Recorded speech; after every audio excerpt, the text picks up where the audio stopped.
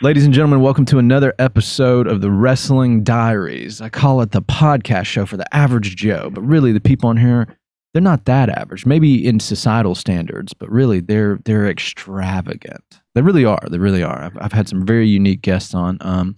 Please check us out on Spotify, Apple Podcasts, and Google Podcasts, and a host of other platforms that have audio podcasts. We're streaming on there. Leave us a review. That's very important. It gets us showing up in more algorithms and helps us grow. Also, if you want to see the video content, go to YouTube, like, share, comment, and subscribe, and hit the notification bell right there for more content we release once a week. Today, I have a gentleman all the way from the other side of the country, and what was it, Bellingham, Washington? Yeah. Bellingham. You told me? Bellingham. Donnelly Miller. Yes. What's up, dude? Hey, how's it going? It's going great, bro.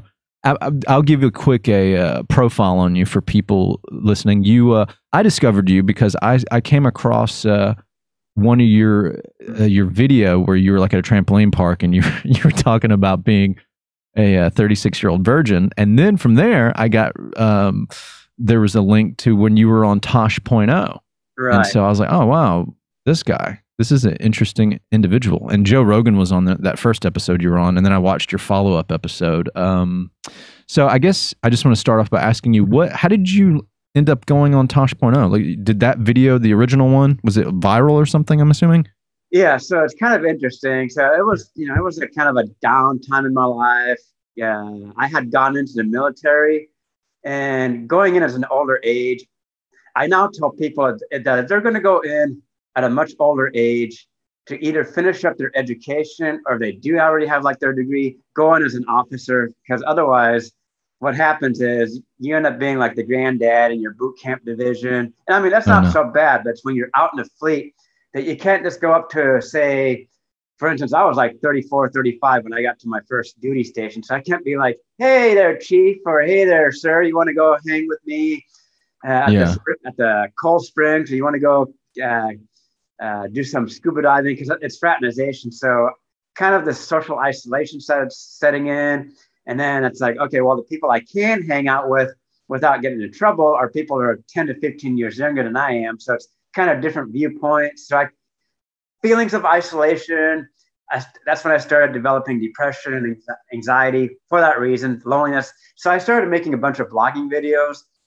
And so here I came across this gym, this trampoline gym. Mm-hmm. And at first it was a pretty cool place. I guess it used to be frequented by a lot of the people that were in their training. So it used to be a lot more older people that went to that gym. And the first time I went there was only like 3 or 4 of us there. They were like in their, I'm in my mid 30s, but the other 3 or 4 people are in their probably mid to upper 20s. So it's like, oh, this is pretty cool. This might be a potential place to meet friends. But then over time, I continue making my blogging videos, but then it's like, wait a sec. It's like I start going to this place, more in the evenings, Friday night and Saturday evenings, because that's when they had their open gym. And at first it was like a mixed bag of people, or at least it seemed that way. There was a local group of parkour people that would train and do their parkour there. So they would show up, pretty frequently. But then it turned out it was mostly a bunch of little kids. But here I am. Yeah. I enjoy my physical activity. I use that as a means to kind of get my endorphins going, get me in a good mood. And of course, I may not, I admit, I probably could have done a better job and be like, okay, maybe I should have done this in a morning session when there was no one there, or maybe I should have done this at the beach. But when you're feeling good, when you're depressed and you got anxious, you got anxiety, and you all of a sudden feel good, that kind of like that impulse action to kind of get my story out there that, hey, I'm alone, I'm looking for friends. And then it's like, okay, I do this 7 front flips. I'm ecstatic, even though people can do way more than that in reality. But for me, that was like a personal best that I could recall. So I'm excited, completely forgetting that I'm in a trampoline gym with a bunch of little kids around. I'm a lot more careful even in my blogging videos to not put any, and make sure I don't have any minors in my videos, or I just avoid those areas. Right. Okay, I'm all excited, do 7 front flips, and I'm like, whoa, I yell at that, give that yell that sounds like a dog that's been kicked in the stomach. It's like, that was kind of, and so, and then I mentioned like, I'm a 36-year-old virgin. And of course I upload the video And I guess it was during the time when there was a show on TLC called The Virgin Diaries. Oh, wow. And I think because that was kind of a popular show at the time, Yeah. having that word virgin, I think drew more people to that video because I wouldn't call it a viral video, but it had like 30,000 views like within one night. But I guess it was just enough views to where the Tosh.O show contacted me through that one video. And then that's because of that video, that's how I got on that show. Yeah, are you cool? Can we show the video on the show? Is that cool? Yeah, that's fine because, like I said, can you find it, Matt? I felt like I've kind of matured a lot since then, so it's kind of good for people to get a context.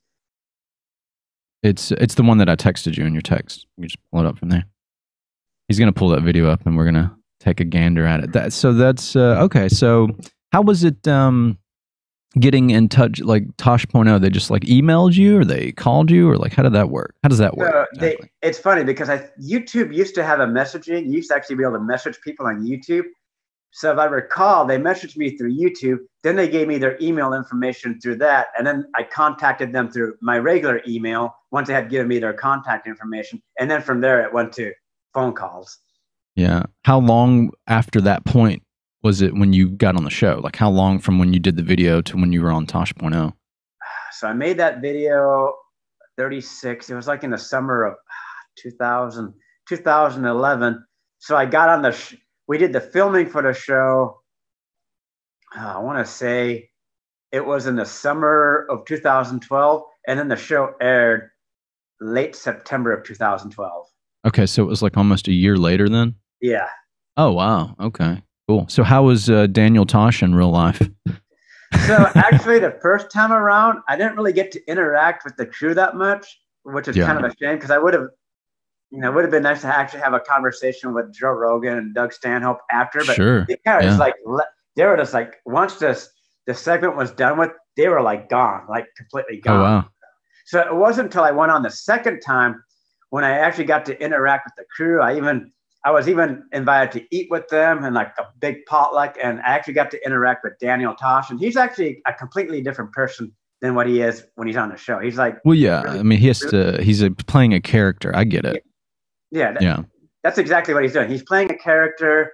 That's his comedy. People call it like dark humor because that's what he is. He goes out there to find videos and he makes fun of it. I mean, that's his style. I mean, he goes out there. That's his. So people will often say like, I don't like the interview they had with you on Tosh.O. Well, it's like, that's his comedy. If I wanted to go for an actual interview, then that would have been like a more of a Dr. Phil kind of. Yeah. I get it because people they look at it and they're like, oh, he's making fun of this sweet guy or whatever. But here's the thing though too, you chose to go on the show and you knew like if anybody goes on Tosh.O, they know what he does. Like he's gonna like goof off and make fun of you and all this stuff. And and you know that going in. If you don't like that, then you just wouldn't go on the show. Yeah. And so the reason why I did that is because I wanted to kind of show people that I'm not afraid to get in front of the camera, because in my childhood, I've always thought that would be cool to play be in a comedy show or in a movie and be an actor. So it's like when you're in a position like that, you're going to have to kind of go with it and be that person that it just kind of shows that I'm not afraid to be goofy and do what it takes to, be part of the show. So that's kind of why I went into it. Not so much because I'm hoping that people will be like, oh, he's such a sweet guy. I hope he fight. It's more like to show people that I'm kind of more willing to take that, be adventurous and be like, sure, kind of cool. How often put yourself out there. Yeah, I got you. Putting yourself out there. Yeah. So Matt's got the video pulled up. We're gonna play it real quick and check it out. This is the video that made you famous.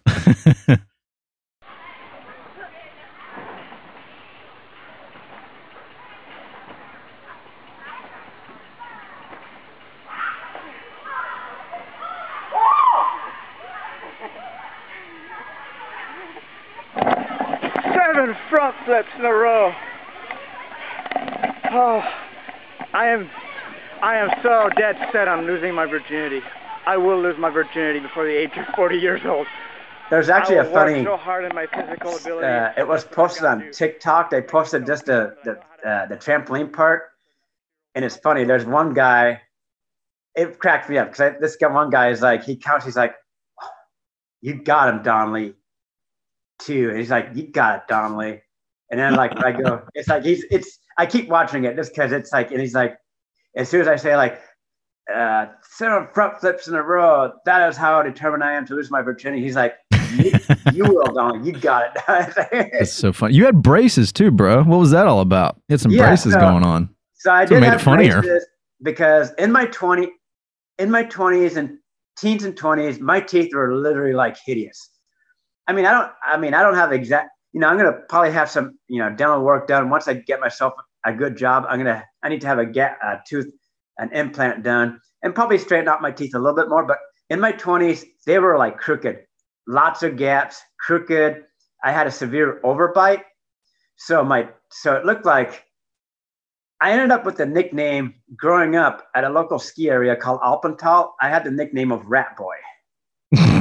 Oh my gosh. Rat Boy. That's terrible, man. Did that give you a complex about your teeth? Yeah. So it was like crooked teeth. So I ended up getting braces to kind of at least help straighten the teeth. And the reason why my teeth look so black in the video is probably because of the it's definitely the camera angle and the quality of the footage. Because looking at a bunch of the comments on the TikTok, they're like, 7 front flips, probably for 1 year he hasn't brushed his teeth or lay out. Oh, yeah. Back. Yeah. Yeah. Those people. I feel like those people don't have really good eyesight because I instantly could tell those were braces. I know, like it's just shadowing or whatever. But yeah, it looks like braces to me. You can see like the gleam on them.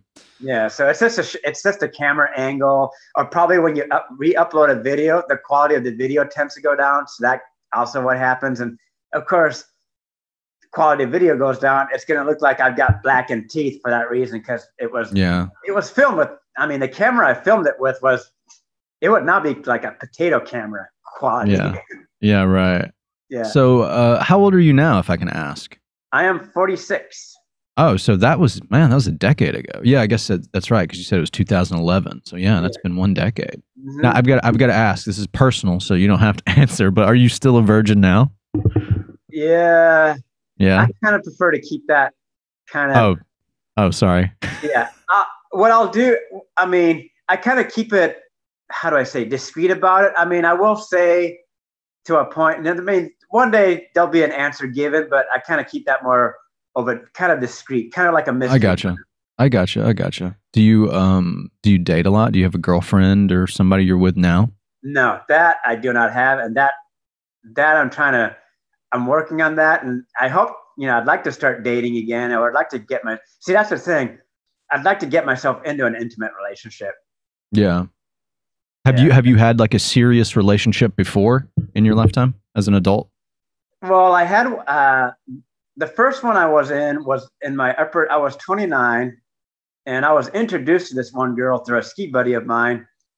And she wasn't bad, but I felt like she was kind of very, how would I say? She was very paranoid. Like she would always have to like grab my hand, and like anytime I was like trying to meet new people or something, she would immediately grab my hand as like she was like really insecure about me going out there and hanging out with other people. So over time, I think that kind of got to me. And so I was the one that kind of broke that one off. I lost interest in that one. It's like, I kind of wanted to be myself. We weren't really too serious at the beginning, but I could tell. And then it's like, I don't know. I just felt there was really not much there. It's like, okay, are we going to really get serious about this? Or, why are you kind of keeping me from, and this was like, not just meeting other women, but just guys too. It's like going out there, and when we were like at a get together, she would always like try to get me. And I just, I didn't know her well enough, but I don't know. I was kind of, I'm new to the game. So I admit I broke that one. I just didn't really initiate to go much further. There wasn't really much interest there. So that was my first time around. The second time around was when I was 37. I guess this one girl had found me through my videos. Mm-hmm. We emailed back and forth for at least 4 to 5 months. And then finally, for a couple months, we started texting and even having some voice conversations. And then I go down and meet her during the New Year, for New Year's Eve of 2012 into 2013. And then I go back down there again a few days, like about a week later, see her again spend time with her for another 4 days. And then a few days later, she was like pretty much breaking up with me. Oh, wow. Why did she break up with you? What was the deal? I guess her deal was that she got kind of offended because I posted on my Facebook that I'm in a relationship. And, I showed pictures of me and her. Yeah. And because there were a lot of I used to have a lot of trolls, and I guess they posted pictures of her and I on these really black, really dark, not black, but like really dark kind of forums. And yeah, she was like, I don't want to be the laughing stock of Sacramento. She was getting like a lateral promotion to a different kind of job. So she was like, I don't want to risk losing my house. I don't want to have a damaged reputation. I thought you were using me. And it's like, because like, I'm a college student. And she was like, well, it's like, I really want to spend time with you. So I said like, okay, well, you can't come up here because you work down there. So how about I go down there? It's like, well, I could spend the summer down there, help pay, help split the cost. But I guess she thought I was using her even though I said split the cost, she said she thought I was using her. So it was a combination of the lateral promotion, the fact that she thought I was using her, and that I guess she just didn't want to she didn't want to be publicly known that she was going out with me. So I don't know. And it's interesting. She ended up finding another boyfriend, I think a few months later. And she was just like, on her Facebook, she would be posting pictures of him and her. So I have the feeling she was it may have been a pity thing, I think is what it may have been. Maybe. I mean, if she said all that stuff to you, I mean, it's not real. She wasn't in it. Because like, here's the thing, dude, that I found, and I'm not an expert at romance by any stretch, but I've been in a lot of relationships and I've had a lot of romance in my life. And if like somebody really cares about you and wants to be with you, like legitimately, especially if they love you, not to push it to that far of a level, like it doesn't matter. Like they'll be with you whether you're in a mansion or a cardboard box. They'll be with you whether you're famous or infamous. Like it doesn't matter. Like it's you. It doesn't matter what's attached to you or what's not attached to you. So she, yeah, don't worry about her. Who cares about her? Yeah, so I think forget that chick. Like, she was pretty much. I felt like she was like embarrassed to be seen with me, and at the same time, I'm like a broke college student. Yeah, and she's like not going to go too much detail, but she liked her, expensive places to eat and going, Hawaii. And I don't know. I just like, as you say, it's like, I'm kind of like thinking, it's like, do I really want to wait until I get myself a high paying job, making 6 figures, have my own house, have a nice car? Because if I meet someone, are they really loving me for who I am? Or it is loving me because I've got this, good salary. Right. Yeah. So it's kind of like one of those things. Again, it's going to give me a boost in self-confidence and self-esteem. But then in the back of my mind, it's like, what if they're just falling in love with me only for the materialistic things? Yeah, absolutely. Have you ever tried to do any dating sites like Tinder, Plenty of Fish, or ChristianMingles.com? Well, Tinder, back in 2017, I actually had a couple of dates using that. So it wasn't too bad back then, but I feel like now Tinder has just become a place for like those like fake profiles, or you'll get someone that seems like, oh, this is cool. She wants to like communicate with me off the site, but it turns out they're scammers. I get a lot of scammers through Tinder. Plenty of Fish, I heard, is really notorious for the women being really picky. So I haven't had much luck with that.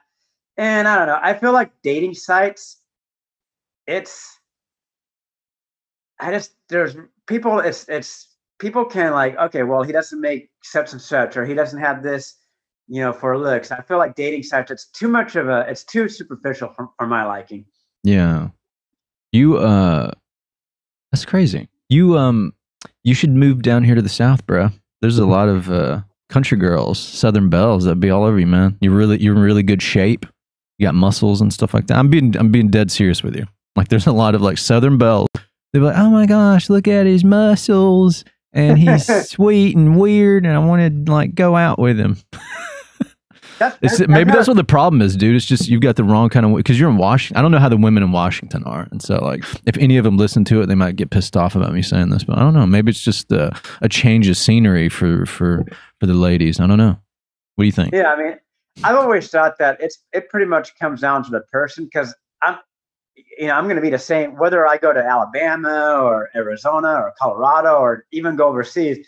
I'm still the same person I am regardless of where I move. So it's one of those things where it's like, okay, is it the location? Is it me? Is it the people? So I kind of prefer to look at it. It's like, okay, well, if other people can meet women up here, it's kind of like, if they can do it, I can do it. Sure. Yeah, I agree with that 100%. But people are different in different regions, and they look at things differently. I like sometimes some of the states, and I've been around a lot of the different states here in this country, and it's almost like being in a different country.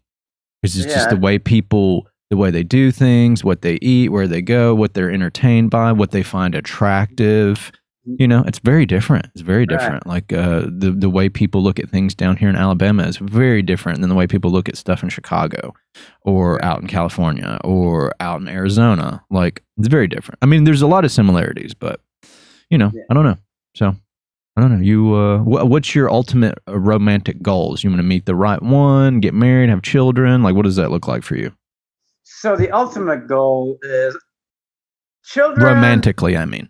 Yeah. So romantically, the ultimate goal is to find someone that I can actually, they don't necessarily have to do the exact same things I do, but at least have kind of like the initiative. Well, what do you mean? Like, what do you do? What do you do that they would have to do? No, or not have to do? But what is it that you do? So like I do like a lot of cycling, hiking, skiing. Okay. A lot of outdoors, athletic activity stuff. Yeah. So, I mean, they wouldn't necessarily have to do the things I do. Maybe I meet someone that's into power. I don't do powerlifting. I don't really do, I'd like to get into martial arts, but I don't do that as of yet. What else is there? Swimming. I do some swimming, but not competitive. Mm-hmm. Maybe they like to, so maybe they're into powerlifting, or at least they do some kind of, or whether they like to go out and dance, just someone that's at least willing to go out there and go places, even if we don't share the exactly the same, activities. Of course, that can be, there's kind of like, I've heard mixed opinions. Like, well, if you share the exact same activities, then you might get bored of one another. But then at the same time, I also feel like that can kind of build a stronger foundation if you share common interests. So it's one of those things where it's like, ideally it'd be nice to find someone that at least shares maybe one or two common interests. Yeah. Like there's a good one for it to be like a core principle. Like you're both really, really into rock climbing, right? Right. But then you like jazz music, but she likes Western music, right? It's very different. But, and there are different things like that. She's all about fashion. You're not about fashion. But then that core thing, right? You both love rock climbing. Yeah, that core thing. Yeah, you get that core thing. But then it's like, because that's kind of, I think, what makes a relationship more interesting is if you also have some differences. Mm-hmm. But as long as you have like the same kind of values. Right, yeah. And it's like, when it comes to like a relationship, at least at the very minimum, I want someone to at least be spiritual. They don't have to, because I come from a Catholic background, so I would say like I'm a combination of like Catholic agnostic, meaning like I still hold on to my Catholic background, but I may have a little bit of different beliefs in terms of like. Do you still go to mass? I've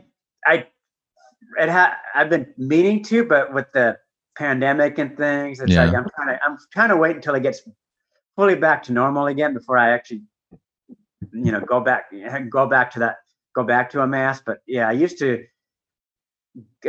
growing up, I would go like every Sunday, and so they don't necessarily have to be the exact religion, but at least be spiritual and at least be open to the fact that there's more than just this life. So it would be really hard for me to date. It would be honestly really difficult for me to date an atheist. Someone that's like, this is it. We're done. It would be hard for me to date someone like that. Yeah. What about somebody that wasn't into physical activity at all? They didn't like outdoors. They didn't like hiking or cycling or any of that stuff. But that was it. Like everything else is cool or similar to the likes that you have, but they just didn't like the outdoors. Was that a deal breaker for you? I think it depends on like what their attitude is towards their health, like health. Then, as long as they can somehow, maybe they're in. But that's the thing. I think oftentimes when people are really value their health, they're going to do some kind of activity. It may not be vigorous, it may not be cardio, but maybe it's yoga. Maybe it's I don't know. Maybe they do a lot of walking. They consider their shopping a means of at least keeping exercise. So it wouldn't exactly be a deal breaker, but I think the deal breaker would be if they don't value their health. That would I be see. kind of That yeah, that makes a lot of sense. I mean, yeah, you can value your health and not do all that stuff. I know some Right. people like that. They walk around, they eat really healthy, but they don't lift weights, or they don't go running or any of that. Yeah, but they like to go, they walk around, they like to travel. They they may like dancing or what, I feel like that's an activity that's not necessarily an exercise, but you can turn it into an exercise. Sure. You sure can. What are the aesthetics that you look for in a young lady, suitor? Like, do you have a certain preference? Blonde, brunette, tall, short, thicker, big boobs, big butt? Like, I kind of like that. For some reason, I'm really attracted to like reddish brown redheads, like red. I just red hair or like any kind of like brownish, reddish, any shade of red or brown, or even black hair. Black. That's my preference. yeah. And then I mean, I'd be open to dating, a blonde haired woman, but when it comes to like, I don't know what it is about what I really like about, people with red hair or shades of red. They're fiery, man. They're feisty and fiery. Those redheads. Mm-hmm. And what else? I'm actually attracted to people more of like a bigger build. Like I would prefer someone with like a bigger build versus someone that's like really, really thin. Yeah. So someone any feminists listening to this show right now, Matt, they're like, oh, how dare they? They're objectifying us. I object to that. Just talking about preferences. So it's like, no, I'm not looking for what people would be like the Barbie doll model. No, I'm just like, yeah, that's the kind of girls I date. I mean, yeah, it's like someone that's it's like even if they're like a little heavier set, or especially like if they've got a little bit of muscle on them, even if they're heavier set and got a little bit of muscle on them, or like, what about dating outside of your race or even your gender? Okay, what does that look like? Okay, outside of my race, I wouldn't have an issue with that. I date. As far as my gender, for the most part, I'm pretty much straight. Yeah. Okay, you said for the most part. Have you ever thought about dating a guy? I would date. What would be a lesbian? I guess what would be a lesbian, but they're interested in guys too. What would a lesbian, but they're interested in guys? Bisexual? Yeah. So yeah, I'd be willing to date a bisexual. Yes. Okay. Not a bisexual guy, but a bisexual girl. Yeah. I got you, bro. So basically, yeah, it's women, but whether they're straight or bisexual. Yeah. I got you. So I'll give you a tip. Women love poetry.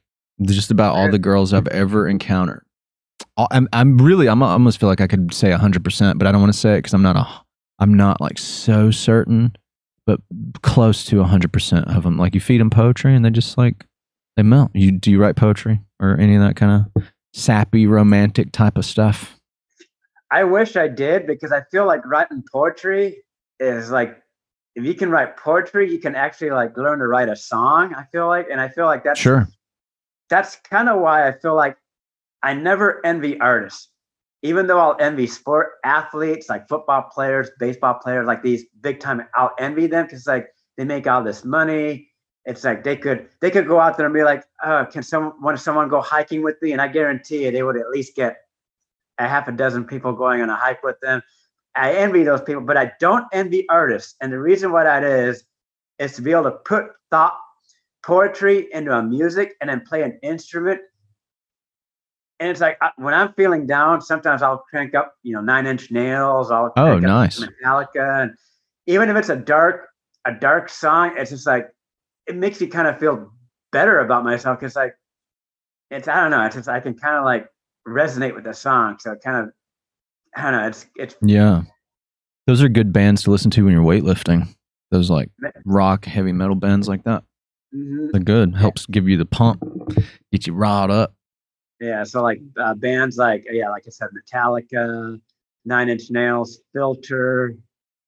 I used to really like Nirvana. I still like them a lot. They used to be like my number one favorite band, but now it's kind of a toss up to who's like my favorite band now, because you got Linkin Park, Alice in Chains. Those are more like kind of like the 90s, but yeah, 90s rock. Yeah. The grunge stuff, man. I mean, you I guess kind of grew up in that era because of your age. So you were like younger, like a teenager, I guess, in that I was frame? in my middle to upper teens during this grunge era. It was like Nirvana, Alice in Chains. There was another Soundgarden, Pearl Jam. Yeah, Pearl Jam. And then there was another band. I don't think they're too known. Grunt Truck. I don't know Grunt Truck? You ever heard of them, Matt? Grunt Truck. That's a Seattle band. Okay. Yeah, Matt knows a lot about all these Seattle bands. He's into the Melvins. I don't know if you ever heard of them. The Melvins. They sound familiar. Yeah, King Buzzo. He's got like the big white, like Medusa hair.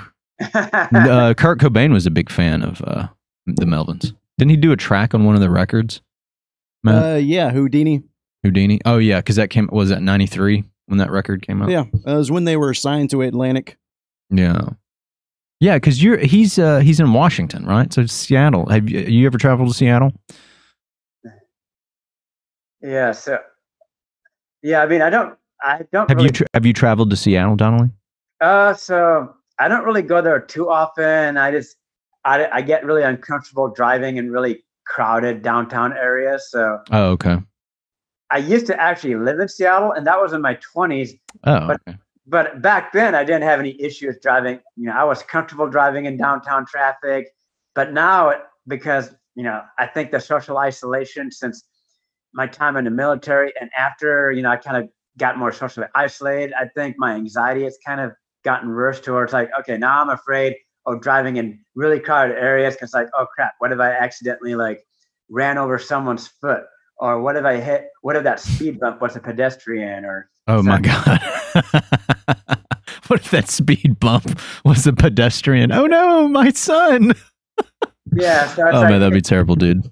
Yeah. So I have what's called like this fear of causing an accident or like hitting someone or a cyclist or a motorcyclist, but being unaware of it. Yeah.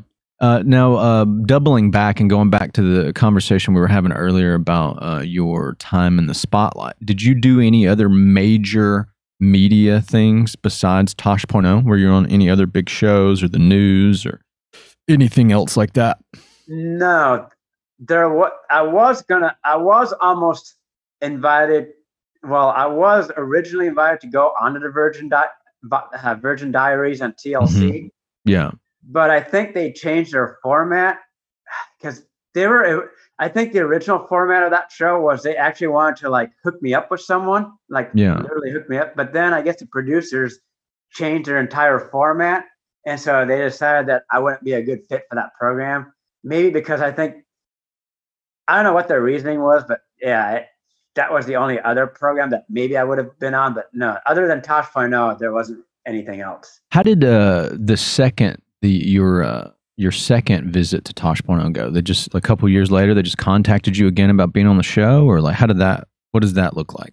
So yeah, once again, they found me. They had my email on file, so they were able to they contacted me through my email, and that was 5 years later. And so yeah, they contacted me through email, and they're like, yeah, we'd like you to come down. I guess they saw one of my newer videos on my new channel that they had seen that I still hadn't found the one that I was still looking. And so I went on that show again, but I felt like it was more, I mean, yeah, he made fun, he still does his making fun of, but he also did kind of ask kind of about my goals in life. Cause here's the thing, at that time, I was also thinking of attempting to pursue competing in the Winter Olympic Games in downhill ski racing because my family is Colombian. So my mom's she's a Colombian citizen. So I would go get my Colombian citizenship. That way I would, if anything happened to me, if I got sick or if I became gravely ill, I would be able to go and be with family, get medical care. Because I'm not, since my mom's was born Colombian and all my mom's side of the family is Colombian, I'd be able to get my citizenship. So I would compete for the country of Colombia in ski racing. And I'd want to at least do good enough to where I was at least maybe finishing, not dead last, but maybe at least like 3rd or 4th place from last, at least be able to kind of outrace the other people that are kind of like lower down. So I wouldn't necessarily, I'd at least be, I wouldn't want to embarrass myself. So it's like, okay. So that was kind of the big thing back then. And so Tosh actually asked me about that. It's like, so are you serious? Are you really serious? He was like, how serious are you about competing in the Winter Olympic Games? I'm like, I'm very serious. And so he threw in a few clips of some of my skiing videos. Yeah. And a cycling video. And the reason why it's funny, I still have not given up on that dream, but it's been sidetracked because of I've had difficulty finding a good paying job because that's really what's holding me back. I'm not going to get sponsorship for something like that because I'm old. It's like, what? I mean, so I pretty much would have to fund everything myself, but so I'm not completely giving up on it because I've seen some people I've seen videos of people that are in their 60s or 70s who are even in better shape than I'm in. Yeah, I mean, I've seen people like that too. It's crazy. They're beasts, man. They just keep going. They eat good. They work out all the time. They're just beasts. They're just keeping it going. I think the biggest thing is as long as you eat good, that's I think what can be the difference between being able to exercise and actually be fit at that age versus you start experiencing declines in fitness and then you start having health issues. I totally am from Alabama, Matt. I said eat good instead of eat well. I need you to hold on one sec. I thought I could hold this, but I have to piss like a racehorse. So just hold it. Matt, don't cut this part out. It's hilarious. You can cut the part of me going to the bathroom out. But I'll be right back, man. Sorry. Okay. All right, folks, back at it. That was heaven. Jeez Louise. Moving on. Donnelly, what else do you like to do in your spare time for fun besides hiking and working out and all that cool stuff, outdoor stuff? What else do you do for fun? I like to play older video games like Pac-Man, Mario Brothers. Oh, cool. Do you have like an old arcade machine in your house? Actually, I do it online. They have this website to where you can they have a wide selection of, I think, Atari games, Nintendo games, Super NES games, Game Boy games, and even arcade games. And I think there's people, I think what they've done is obviously a lot of these games are probably easy to program and recreate. So they make slight variations of these games. So it's kind of interesting that they have say a bootleg version or like a Japan version of say Mario Brothers or speed hack version of Junior Pac-Man. So it's interesting that I think a lot of people have kind of made through programming these games pretty much identical to the arcade version, but just with some minor tweaks in them. Yeah, I gotcha. Yeah, Matt likes old vintage games, don't you, Matt? You got like a bunch of them. Yeah, let's not dig into that. Okay. Some of it could possibly be illegal. Anyway, moving on again. Yeah, Matt likes old vintage video games too. So do I. We kind of grew up on that stuff too. The 90s video games, sort of. We were a little. But yeah, some of them are still really cool. Super Mario Brothers is a classic. It's a classic one. Street Fighter, man. That's a really good one. Mortal Kombat. Yep, I loved all those games. Fun stuff. Yep. And then aside from games, I like bowling. But if I'm doing it with a group or at least someone else, darts. Okay. Yeah, darts is really fun. Yep. And then I also like my programming, especially working with relational databases, structured query language, SQL. So I don't even know what you just said to me. Like, you might as well have been speaking a different language, dude. Yeah. So what is that? So basically, I don't even know if I want to know. it can get pretty technical, but I'll just try to be as, how do I say, as layman as possible. Let's think of a relational database as a file cabinet storing a bunch of different files. Mm-hmm. As I said, you're organizing it in tables. Tables, you've got rows and columns. Are you familiar with Excel at all? Yes. Mm-hmm. So I use it to make spreadsheets. Yep. So if you're familiar with a spreadsheet, pretty much a table is very similar to a spreadsheet. You've got your columns, which is like your attributes. So if you got a business and you're trying to keep track of your customers, you'd have your first and last name, their address, their account, are they inactive, and then you've got your rows. Each row would be like, each customer would have their own row.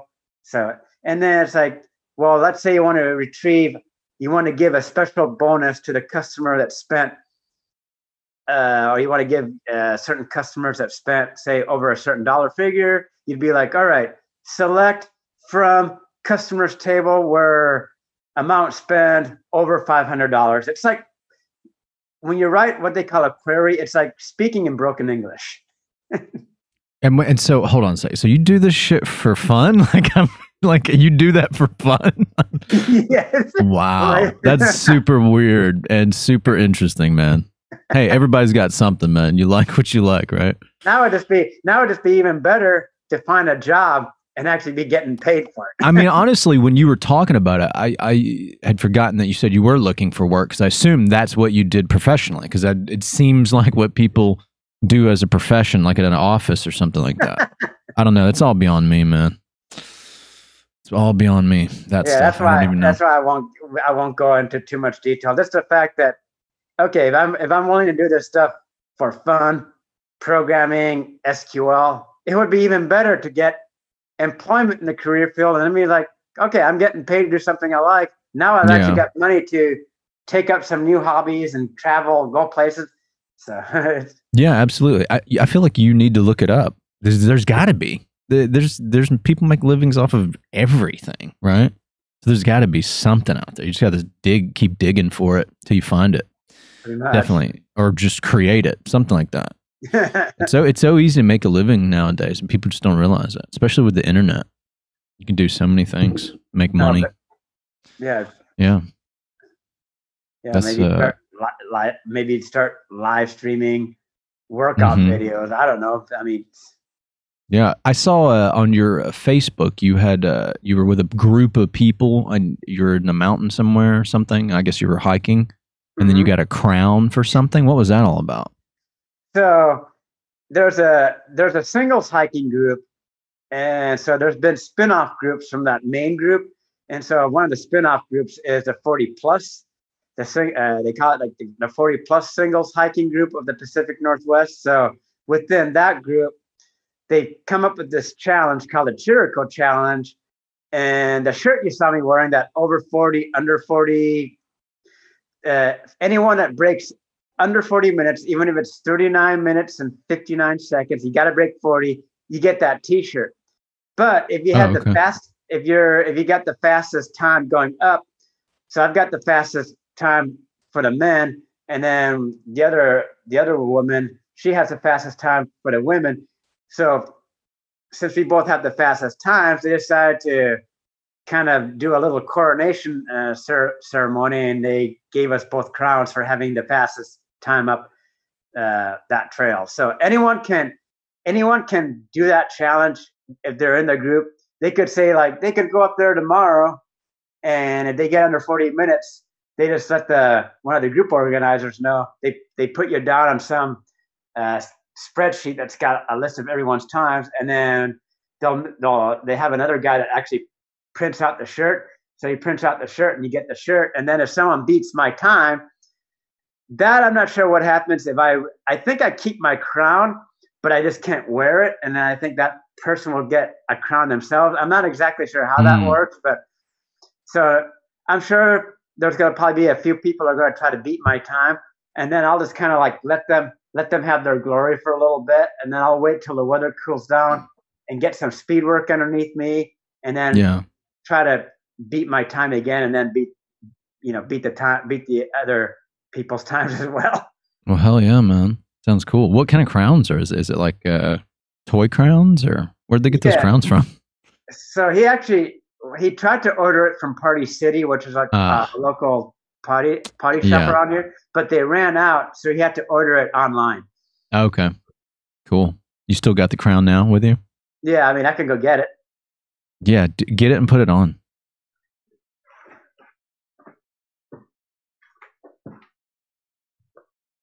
This is very fun. Yeah, so here's the actual crown. Almost like the Burger King crown. Doesn't it look like that a little bit, Matt? Boom. Yep. King of the mountain. Yep. This motherfucker is the king of the mountain. So yeah, that's cool, dude. The king of the poo, and then the woman was queen of the poo. The poo? What is the poo? Is that the name of the mountain, or the? Yeah, it's called Poo Poo Point as the actual name of it. Why do they call it that? Does it look like or like? That's what is that? I thought it was something to do with maybe there was in the early days, maybe the first person to go up there went to the top. But no, that'd be so random. It's actually called Poo Poo Point because of there used to be a lot of logging and the steam engines that were used back in the day. When they whistled, it made like it was like poo poo. So that's. I was also thinking maybe the name came from maybe like some indigenous people that called it that or something like that. No, it was from the steam engine sounds. It was not trades, but like the steam engines from like the trucks they use, and it was like not the choo choo, but it was like poo poo. So I guess I gotcha. Plus the sounding was Poo Poo Point. So that's how they came out with that. Poo Poo Point. That's so funny, man.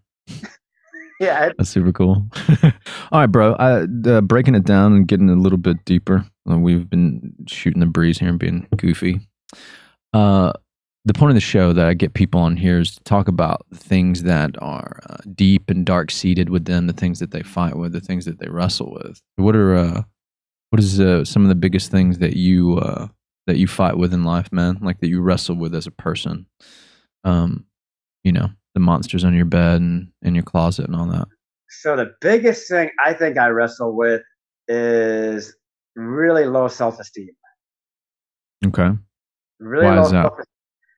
And I think that kind of comes down to, I think even though I didn't have depression, anxiety in my teens and 20s, I do feel that probably, I mean, don't get me wrong, my mom and stepdad loved me as a child, but I don't think they properly loved me the way they should have had growing up.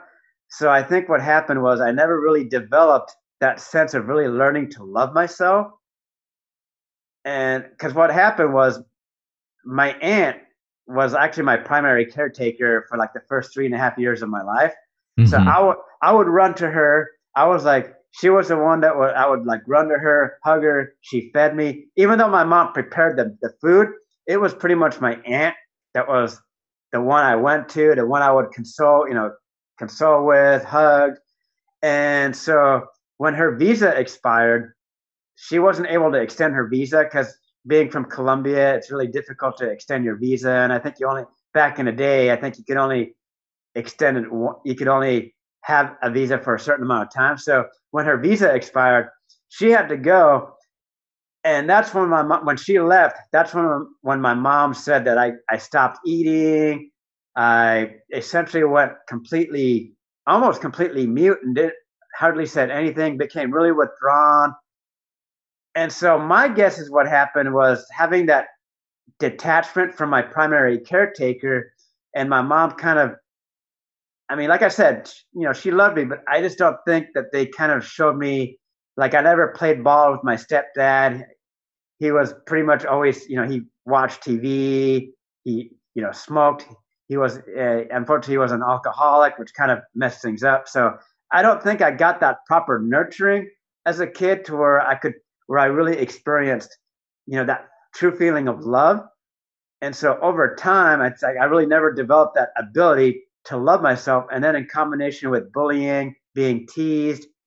I think what that did is it predisposed me to developing depression and anxiety. So the reason, when I went into the military, that feeling of being apart from my peers and failing out of that program, I think what happened was because I was already in a kind of a fragile state from what happened in my earlier years, that predisposed me to actually developing depression and anxiety when I was in the military, when I was actually fully exposed to this isolation. And when I got dropped from that program, I think what happened was it kind of uncovered those deep wounds of like, this was my chance to make some strong bonds with some, like my brothers, because in a spec ops, you're pretty much like working with people that were literally like, they'll take a bullet for you if you're out there in a combat zone. So when I got dropped from that program, I think that kind of unleashed some deep-seated wounds. That's when I started developing depression, anxiety, because like I said, how your childhood is, if it's kind of shaky, or if you're not getting that firm support, it can predispose you to develop an illness, mental illness later on in life, that's true. Which is what happened with me. So I think that inability to really having developed to love myself and kind of comparing myself to others, because I grew up in a really affluent environment. I grew up in a big house, expensive house. My biological dad was making over $100,000 a year, and this was back in the late 70s, early 80s. So I don't know what that is, and adjust that for inflation now. He would be making close to $500,000 a year if you adjust for inflation. So I think kind of what's happened is this lack of being able to love myself and comparing myself, and just not having had any success in my career after graduating with my master's degree. That's really led me to kind of like almost like really low self-esteem, lack of confidence, and almost like kind of hating myself for like not being successful. So that's kind of what I think my biggest thing that you wrestle with. Yes. Yeah. Can I ask you this? Do you have any clinically diagnosed health issues, whether neurological or physical? So biological, I guess. So, outside of so basically, what the veterans,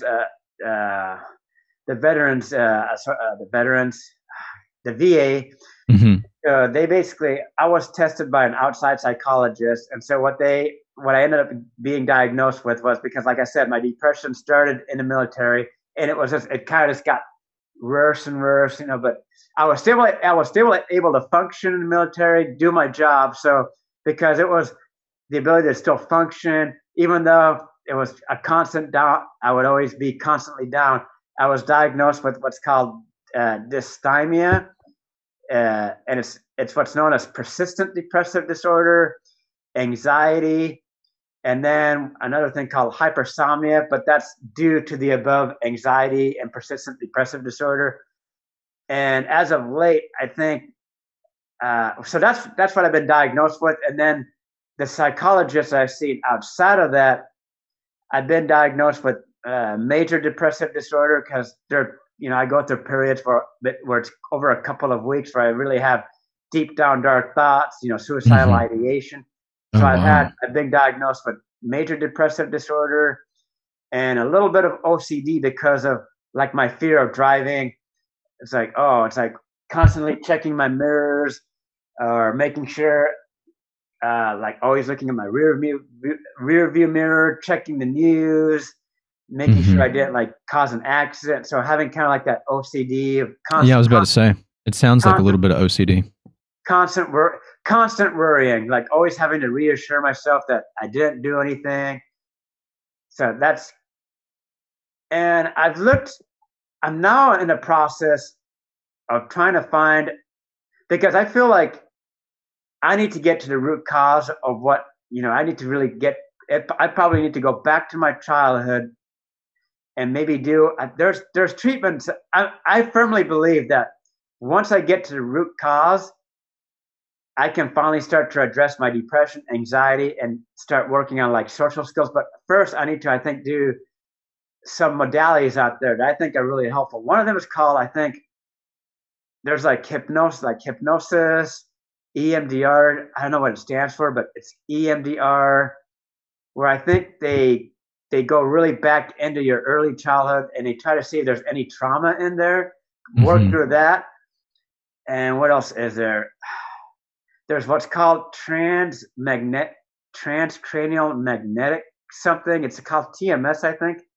I think that would be a lot of benefit, because I was reading something like, I think it's called transcranial TMS. I'm trying to transcranial magnetic stimulation. I think is what it stands for, and it's supposedly a lot more effective than medications. It's like 70 to 80% effective, versus medications might be only 30 to 40% effective. Plus, my body is not like medication. It has bad reactions, fatigue, headache, and I just don't want to risk doing other damage with these pharmaceutical synthetically made medications. So I'm kind of in a position towards like, now I've got to be my own mental health care advocate.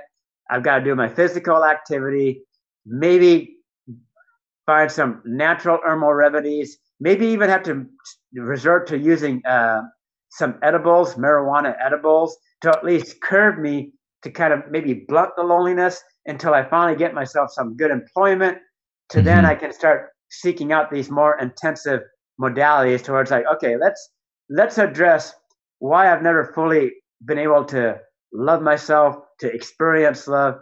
And then once I can get to those issues, then I can start working on, okay, now how can I better cope with my depression, anxiety? How can I be more confident? How can I work on my social skills to be more proactive and just be able to better put myself out there without having to risk being like the Debbie Downer or the person that's going to, kind of, I don't know, not the Debbie, without having to rely on outside people to let my problems out on. Yeah, I gotcha. Yeah, wow.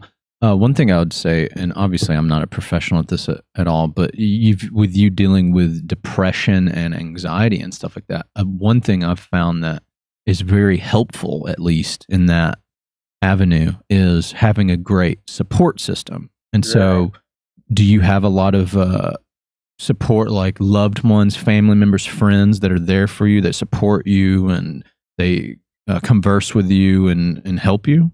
Do you have that? As far as family goes, no. My family, they're all in Colombia, and two, there's kind of like this stigma where it's like, to them it would be like, it's kind of like it's all in your head kind of thing. So it's there is much more of a stigma, I feel like, down there. It's kind of like, it's just in your head, or just go out there and meet people. And then my mom, it's kind of the same thing. She's like, oh, you just gotta meet people. You just gotta socialize. And I know she, like I said, she loves me, and I feel like she's trying. I think deep down inside, I think she's trying to make up, because I think she kind of realizes that maybe she didn't love me like she should have growing up. So I could tell, ever since she's had her bypass surgery, I swear, I think she had a near-death experience, because she's convinced that she went to hell. I mean, that she is. Oh, so wow. I think she did have a near-death experience, and she's been completely different after that, because now she's trying to make up for what she didn't provide to me in my childhood. So, but at the same time, I don't feel comfortable telling her my deep thoughts of being, suicidal, or that I have no friends. So, and I don't really have any other friends that I can really confide in. So no, I have a very, almost a non-existent support system when it comes to dealing with.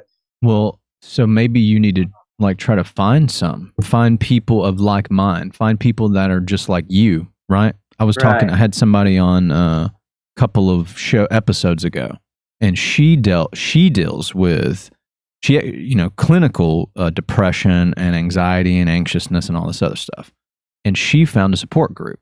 Like, she found a group that deals with the same thing that she deals with, and she talks with them, and emails, texts. She even visits, like, there's a couple that she visits in Texas. She lives here in Alabama, but she goes out to Texas to see these people, and it really is very helpful for her, because she's talking to other people that have the same issues that she has. And so Right. maybe it would be very helpful for you to just go looking for people that are dealing with the same things you're dealing with. And then that becomes your new community. That Right. becomes your support.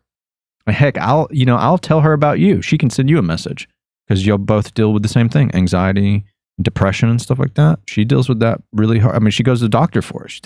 They try to give her medication and stuff for it. So it'd probably be good for you to talk to her and maybe she can show you some other groups so we can come in and talk and tell people your problems. They'll listen to you. They won't cut you off or bullshit you, because they're dealing with the same things. They want to be heard and they want to hear you. So I feel like that's very, very important, man, for you to build your own community. And if there's friends and people around you, I mean, that they don't want to have anything to do with you, well, who cares about them? Those people, right? Find the people that do want to have something to do with you and they're walking in the same path that you're walking in. Because those people could be very good friends because they know what it's like. They know the struggles. So that's what I would say. And that's my unprofessional opinion. Like I said, I'm not a doctor. I'm not an expert. I'm just an average dude. I'm just a regular dude that lives in hillbilly Alabama. But just based on what I know about people, it's very important to have a support system. And if you don't, like you said, then you got to find one, man. You got to build one. Build a community, and it's very important.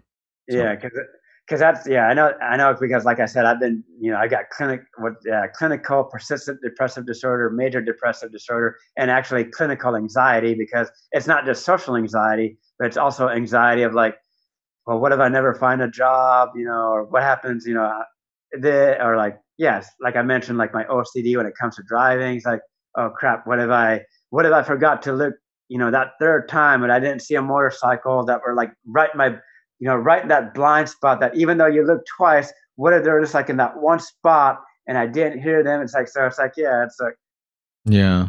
Another thing I would recommend for you to do, you were talking about like medical marijuana or whatever, try a pure CBD oil, which is the oil that comes out of the cannabis plant, but it's not psychoactive. So you don't have to worry about like messing with your head, but it gives you all the like relaxed, chill benefits that you would get from the marijuana plant, the cannabis plant, but without the psychedelic effects. But it just like chills you out. I know because I took it for insomnia because I had issues sleeping, and I was taking it and it just relaxed me. And you don't have any side effects. It's not like taking sleeping pills or anything like that. It just relaxes you. It's like a natural muscle relaxer.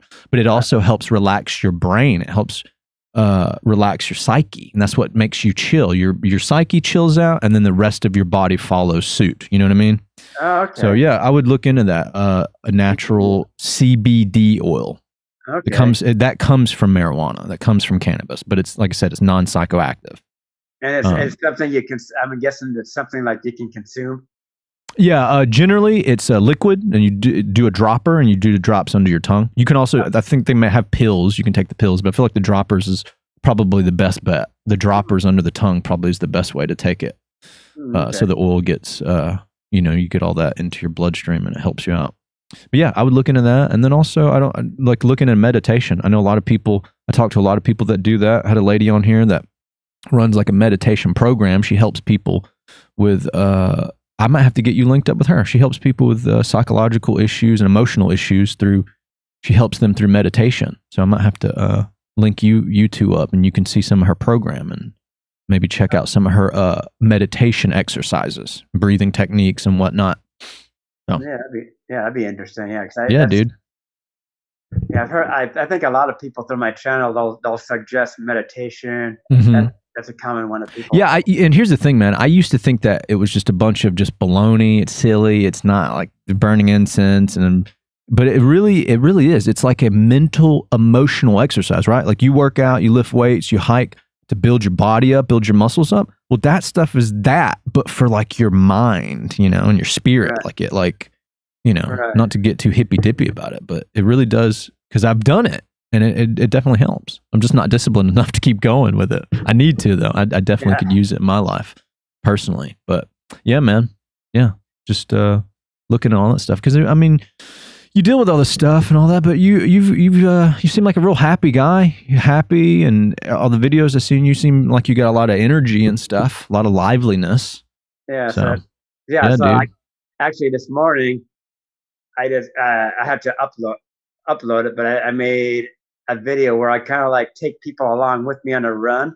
So I'm not going to spoil. I'm not going to tell it, but it's kind of like how it's like what to do. It's like any of you out there going through depression or anxiety, come join me on this run. And I kind of like talk about like how a lot of people may struggle to find a therapist they can connect with, or like all these Zoom.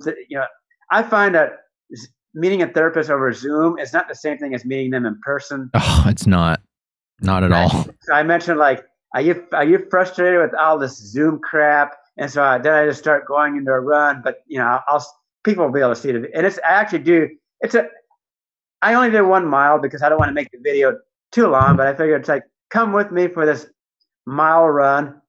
Yeah. So, do you know who David Goggins is? He's like a retired, I think, Navy SEAL. He used to be like really, like after he got out of the military, out of the Navy, he got really overweight. And then one day he just changed his life. He started like running and exercising. He's like written a couple books, but like he does these vlogs where it's just him running, and he's running with a shirt off. He's really muscular. He's running and he's like, come on, you got to get out there and get into life, man. Don't be a and he's just like, you need to look him up. He's hilarious, but he's like a motivational speaker and stuff now, and he writes books, and he's real funny. Like the vlogs, he's just like yelling. He's yelling into the camera, and you should check that out. So maybe I think if I actually do, if I can liven up a little bit, then I think, because ideally I would like to do to the point where I do like 2 or 3 laps. So it'd be like a full on 5K, but I do it. It's like 3 laps, but then as long as I can kind of like keep people like entertained, I think that becomes a little, different once. But until I kind of work up to that, it's like, okay, what can I do to keep people entertained for 12 and a half minutes? Yeah. Another recommendation I would suggest also is to read a lot.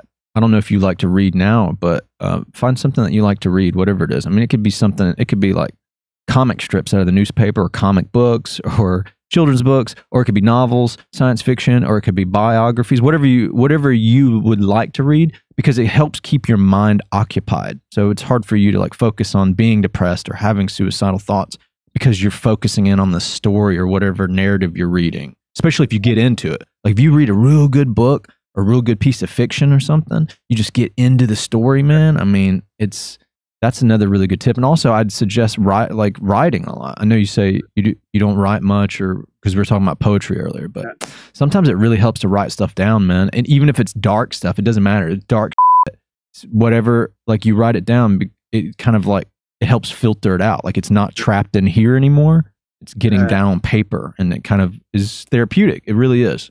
So writing, reading, that's stuff that really helps you kind of empty your mind out, Okay. Well, hell yeah, bro. Well, thanks for being on the show, man. I hope you had fun doing this. I love doing the show, man, because I love meeting new people, new interesting people. And you're an interesting guy. You're quirky, but you got a lot of good energy. I like it. Well, thank you. Yes. Yeah, man. You got to keep up doing your stuff. And like I said, man, just try to see if you can find a support group. I'll try to link you up with some of those people I told you about. And maybe you can connect with them, make friends, and help get in a community. I feel like that's often, if you're kind of going through the same issues, that kind of helps quite a bit. Yeah. Hell yeah, dude. Well, any final thoughts before I sign us off? Let's see. Any final thoughts? What do I want to? Let's see. So let's see. Or do you want to promote anything? Don't you have a YouTube channel? You want people to go check out your YouTube? Yes, I do have a YouTube channel.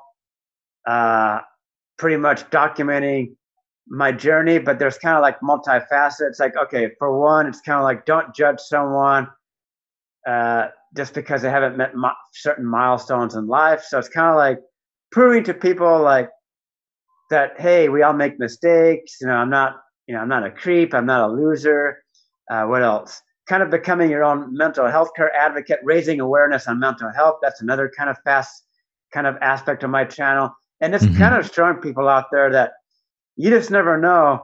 You might think that person walking down the street, or you might have these preconceived notions of someone, but you just don't know what they're like. So hopefully my video shows like, wait a second, this guy is like, he likes to do all this activity. He's actually trying to better himself by improving on his job skills. So I'm probably going to start doing once I can figure out how to get my webcam hooked in a particular spot and figure out how to do these live streams while actually coding or doing like my SQL. I might start doing some coding, late night coding, live streams, or maybe even some tutorials, just to kind of show people like, hey, I'm trying to go out there and get the skills needed to get myself a good job. And I am starting a software development program this fall that's got built-in internship opportunities within it. So hopefully between the combination of me working on my current skills and with this software development program, I will actually have a job before the time I'm 48. Nice. Well, I have faith in you, bro. I'm sure. I feel like you can do whatever you want to do. Whatever you want to do in this life, do it, and you'll do it, and it'll be done. Thanks again for being on the show, Donnelly. Appreciate it, man. Yeah, no problem. Thank you for having me in. Hell yeah, bro. Thank you for anybody that listened and watched this episode. Donnelly, I just met him today for the first time over Zoom, and he's a great guy. He's wacky and crazy, but he's got great ambitions for life, and he wants to find romance and all this other stuff, and he needs a support system. So if you listen to this and you watch this, give him a shout out. Look him up on social media. Check out his YouTube channel. He's got some really cool stuff on there. He's got him zip lining and doing all kinds of wacky, adventurous stuff. It's fun. What I want to say to anyone listening is that it is very important to have a support system, right? So that you're not alone, because being alone is probably one of the worst things of all time, especially if you already are dealing with like any kind of mental health issues, especially depression, anxiety, suicidal thoughts. I mean, like he was talking about, like it's good to have a support system, to have somebody there talking to you and being like, yeah, it's cool. I deal with this, and somebody to relate to. So if you have any issues similar to this, then I suggest finding a great support system and, just keep digging. Eventually things won't be so bad on the other side, I feel. But, that's just my opinion about it. I hope everyone enjoyed this episode. Check Donnelly out. I'll post his link to his YouTube channel and other things like that. Check us out on Spotify, Apple Podcast, Google Podcast. We're also, for the video content, go to YouTube, like, share, comment, and subscribe. Hit that notification bell. Leave us reviews on everything and tell me, what do you wrestle with and how can you beat it? One love.